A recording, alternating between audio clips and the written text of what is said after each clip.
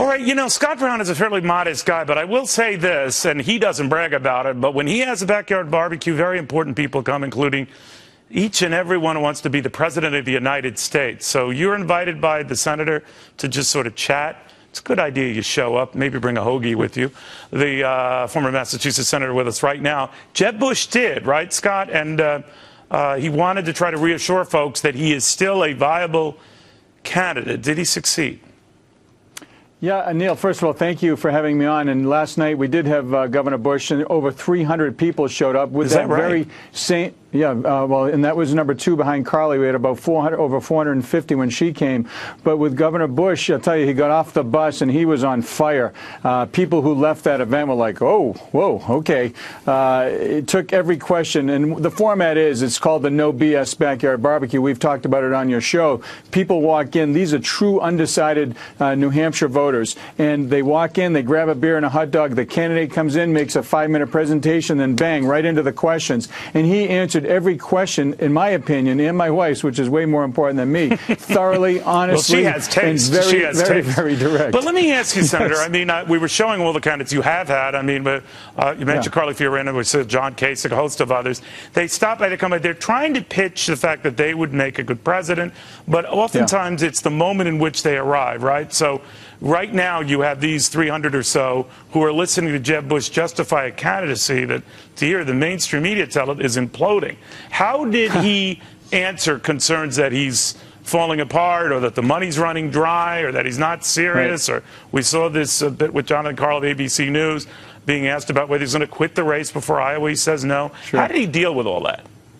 Well, you know, it's interesting. He walked in. He walked off that bus, went in, and nailed it. He was on fire, and I'm pretty critical. And then he walked out, and the 20 or so media outlets that were out there just said, so when are you quitting? When are you going to stop? And it's like two different realities. And they were there. They heard him. They saw him. They saw the response of the people. A lot of it, I'll be honest with you, I think is kind of gotcha. They're trying to say, hey, when are you quitting? When are you quitting? Instead of saying, hey, you just had 300 people in there, and you did a pretty darn good job. What do you think, Governor?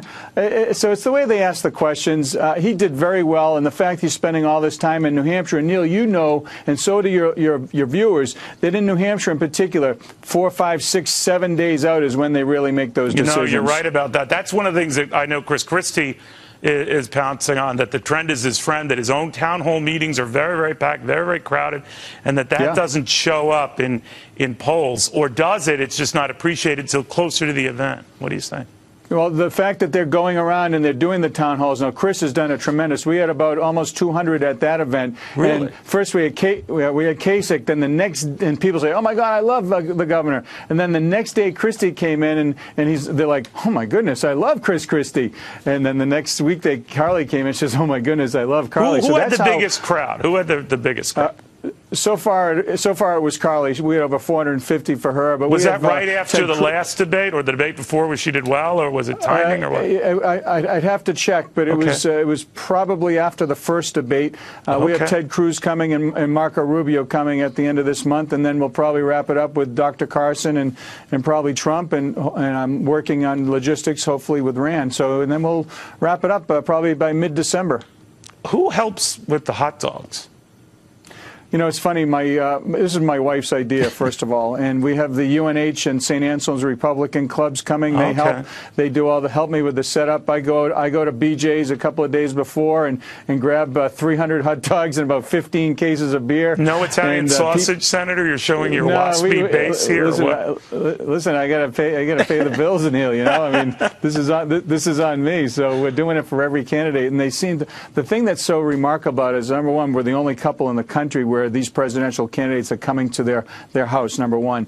Number two, it's the only area, I think, in the country where every person can go to debate number 1 through, question number 1 to question candidate number 8 and see them all, and then ultimately make a fair and informed and thoughtful decision. That's very impressive. So that's what we call having juice, Senator. You know, I have a party at my house. I have to pay people to come. All right. Well, Neil, if you invite me to your party, I will come and bring a lot of people. Bring the throngs. Bring the throngs. Senator, thank you very much. Good seeing you, and best to you and your family. Nice to see you, Neil.